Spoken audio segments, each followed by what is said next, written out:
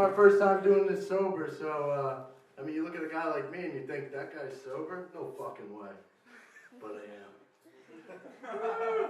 My name is Mickey Rourke. I was in Friday the 13th, Part 8, Jason Takes Manhattan. Young, Stupid, and Ready, 14. Barely Legal, 28. Come Dumpsters, 3.5, and the scene's deleted. Check me out on the DVD. And once you touch your doorknob, you're mine. Peace, pal. This next bit, I'm sorry, you know, I'm just, whatever. I got this bit about my cousin, and he had a pair of combat boots. So he was tripping face, and I walk into his apartment, and I take his combat boots, I replace them with my combat boots, and I got sand in them. And he comes outside, and he's like, yo, someone put sand in my fucking boots, man.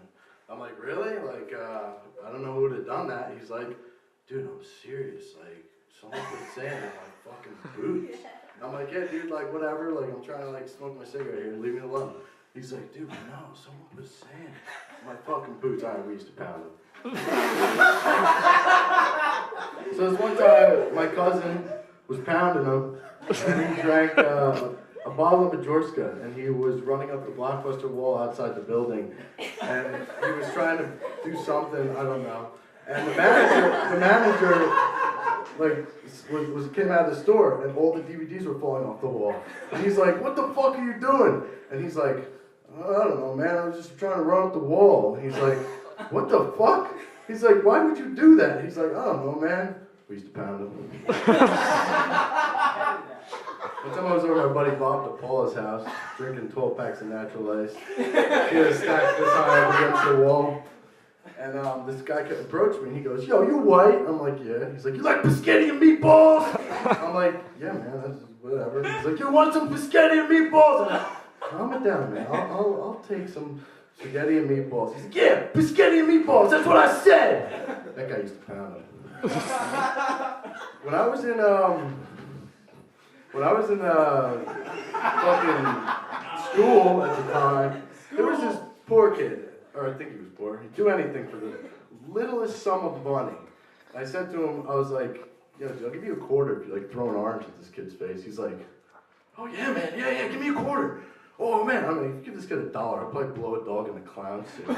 So he's sitting there and he's like, yo, give me the quarter, man. I'm like, all I got is a nickel. He's like, just give me the nickel, man. I'm like, all right, just calm it down. I'll give you the fucking nickel. So he takes the orange and he chucks it at this kid's face. Explodes in his face. And I'm sitting there and I'm like, all right. And he's sitting there all timid and I start laughing. And this kid comes over and kicks my fucking ass.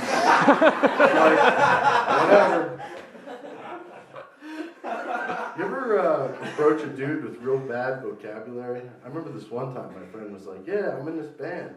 He's like, what are you insinuating? And I'm like, oh, this guy's a little weird. But he didn't really say that. He came up to him and he goes, what are you incinerating? And he's like, I don't know, dude, hopefully nothing. I mean, calm down. Well, the food industry is scum. I knew this guy that worked for them, and his boss owed him $81. He goes, yeah, man, I'll give you 70 and a Corona. He's like, dude, Corona, it's not worth $11. He's like, no, I don't think you heard me, man. I'll give you $70 and a Corona. And he's like, Corona's not worth $11, man. That guy used to pound him. All right, well, today I got yelled at by my sister. She goes, oh, your clothes smell like cigarette smoke.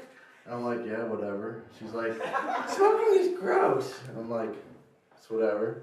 And she's like, you know, every time I wash my clothes with yours, they smell like smoke, even after the wash. And I'm like, it's whatever, man. I don't give a shit. Fuck your clothes. Yeah.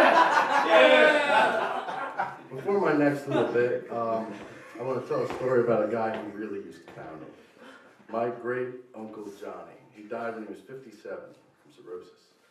But the story will still make you laugh. My great uncle was driving a car drunk in the snow in the 20s, and there was a horse and buggy in front of him. And he spun out in the snow and whipped the horse and cracked the horse right in half, and his guts spilled out everywhere. That is a man who used to fucking pound me.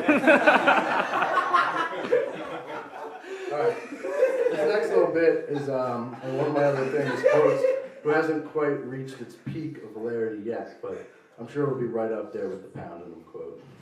My buddy's dad, he's a real cool guy. He's sitting there, and this guy comes up to him, and he goes, hello, my name is Roger. Rabbit. And he's like, Roger. He's like, no, Rabbit. He's like, Roger. He's like, no, Robert. Well, nice to meet you, Roger. It's Robert.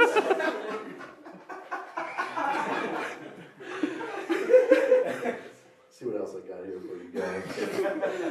My great-grandpa, yeah, he ate nothing but the meat and the fat off meat, but he was ripped. He smoked, kept one dangling at all times, died at 59 of a heart attack. Sucks, but when you eat meat and the fat off meat and keep one dangling at all times, that's what happens. I wish I got to know. It was good. And now for my a little something for you guys. You ever shotgun a beer before? Cause we used to pound them. You ever had a PBR? What, Pabst Blue Ribbon? Nah, PBR. We used to pound them. We used to pound them. All right, man, calm it down, man. I'm trying to talk to you here. All right, I'm Mickey Rourke. Look for me in the new Selena Gomez movie. It's called, what's it called? We used to fucking pound them.